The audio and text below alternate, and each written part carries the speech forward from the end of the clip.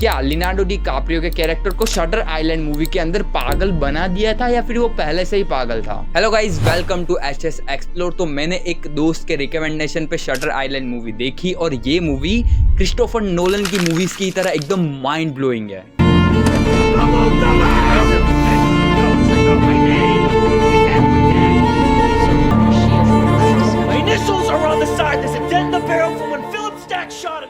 सबसे पहले अगर आप लोगों ने ये मूवी नहीं देखी है तो जाके देखो, ये बहुत ज्यादा awesome and mind blowing movie है। उसके बाद में इस मूवी के अंदर आपको कुछ कंफ्यूजन क्रिएट होगा, उसका सॉल्यूशन मैं यहाँ पे देने वाला हूँ। ये मूवी बहुत सारे क्वेश्चन छोड़ के जाती है जो कि हम लोग बारी बारी से सॉल्व करते जाएंगे। सबसे पहला क्वेश्चन ये है कि अगर लियोनार्डो डी काप्रियो का कैरेक्टर मेंटली अनस्टेबल था तो उसको शिप में बिना बांध के क्यों ले जाया गया था शटर आइलैंड पे? वो किसी को मार भी तो सकता था। मूवी स्टार्ट होते ही 1 मिनट 35 सेकंड पे हमको बहुत सारी आयरन चेन्स दिखाई जाती है शिप के अंदर। मे बी इसको वो लोग क्रिमिनल्स को लाने के लिए या फिर जो मेंटली अनस्टेबल लोग हैं उनको लाने के लिए यूज करते होंगे। और मूवी वहीं से स्टार्ट होती है जहाँ पे लियोनार्डो की हेल्थ सही नहीं है। मे बी उसको यहाँ तक अनकॉन्शियस करके लाया होगा और यहीं से जहाँ से मूवी स्टार्ट होती है वहीं से उसको होश आया होगा। और ये सारी घटना कोई ड्रीम सीक्वल तो डेफिनेटली नहीं है। जैसे कि वो जब भी ड्रीम देखता था, उसकी वाइफ का ड्रीम अगर आप लोगों को याद होगा तो उसके वाइफ के हाथ में वाइन्स की बोतल थी और दूसरे एंगल से दिखाया जाता है तो वो वाइन की बोतल वहां पे नहीं होती है। और तो और एक विंडो से कोई और सीन दिखाया जाता है, दूसरे विंडो से कोई और सीन दिखाया जाता है। एटलीस्ट ऐसा कुछ मैंने मूवी की स्टार्टिंग में तो नहीं देखा था।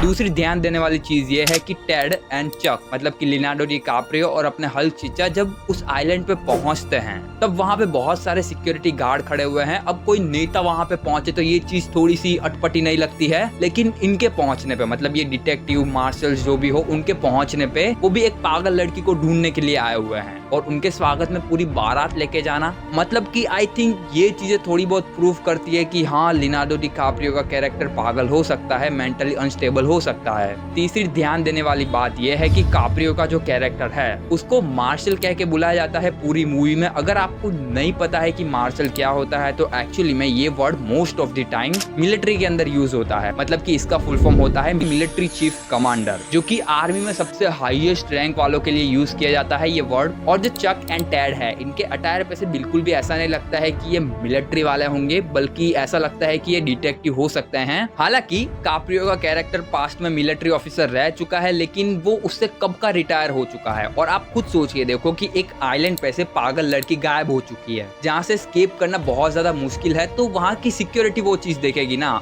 एक मिलिट्री ऑफिसर को गवर्नमेंट वहाँ पे क्यों भेजेगी? और आपको याद है वो रिचल वाला केस, वो अपने आप को कभी गुनहगार मानती नहीं थी, उसने अपने 4 बच्चों को ड्राउन करके मार दिया था और वो यहाँ पे आई थी मेंटल हॉस्पिटल में, वो अपना घर मानती थी। यहाँ पे मतलब सबको, किसी को मिल्कमैन समझती थी, किसी को सब्जी वाला समझती थी। तो एक्चुअली में ये डॉक्टर कॉले का एक मोहरा थी। वो लियोनार्डो डी काप्रियो को उसकी वाइफ की याद दिलाना चाहते थे रिचल के थ्रू। रिचल के बारे में बाद में बात करते हैं, लेकिन फिलहाल ये प्रूफ होता है कि जो रिचल है उसने जैसा कांड किया था लियोनार्डो की वाइफ ने भी कुछ वैसा ही कांड किया था। मे बी अभी आपको चीजें थोड़ी समझ आने लगी होंगी। अगर नहीं आ रही हो तो मैं समझा देता हूँ कि लियोनार्डो का जो कैरेक्टर है वो अपने आप को मार्शल या फिर डिटेक्टिव जो भी हो वो अपने आप को समझने लगा है। अब वो उस आइलैंड पे जाता है और वहाँ पे सब उसकी रिस्पेक्ट कर रहे हैं, सब अपना रोल प्ले कर रहे हैं, उसकी रिस्पेक्ट कर रहे हैं कि हाँ भाई मार्शल आया है, उसको मतलब कि सब सबूत दे दो या फिर जितनी भी चीजें चाहिए उसको दे दो। इसको 2 चीजें प्रूफ करती है, एक तो उसको डुप्लीकेट गन पकड़ाई गई थी और दूसरा फाइल का एक्सेस चाहिए था जो कि डॉक्टर कॉली ने उसको नहीं दिया था।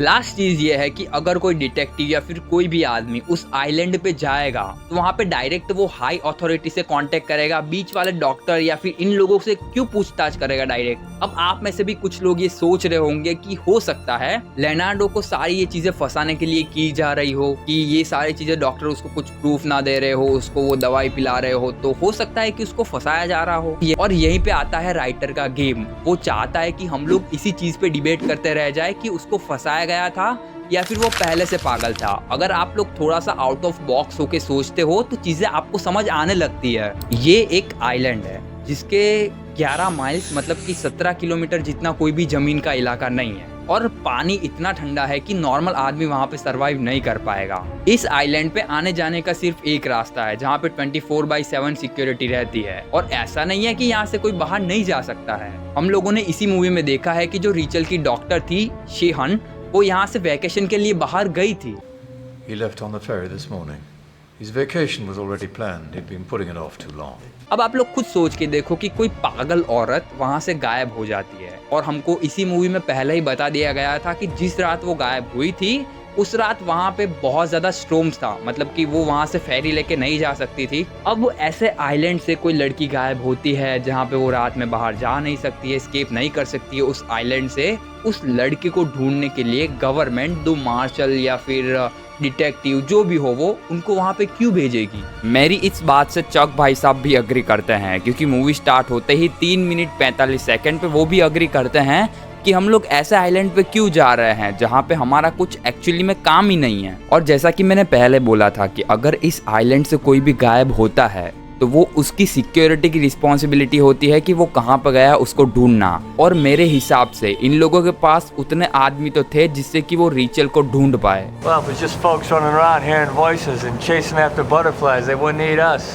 अब आपको भी ये चीज पता चल गई होगी कि लेनार्डो का जो कैरेक्टर है वो एक्चुअली में पागल था। अरे सारे लोग रोल प्ले करके उसको वो समझाना चाह रहे थे कि तूने तेरी वाइफ को मारा है और तेरी वाइफ ने 4 बच्चों को। वो चीज ये भूल चुका है या फिर ये एक्सेप्ट करने को ही तैयार नहीं है। इसका एकदम सॉलिड वाला प्रूफ ये है कि इसको फायर आर्म्स मतलब कि गन जो दी गई थी वो डुप्लीकेट गन थी। अब अगर वो कोई मार्शल था या फिर डिटेक्टिव था तो उसके पास से फायर आर्म्स ली क्यों गई थी, और ली तो ली लेकिन वो डुप्लीकेट क्यों निकलती है आगे जाके?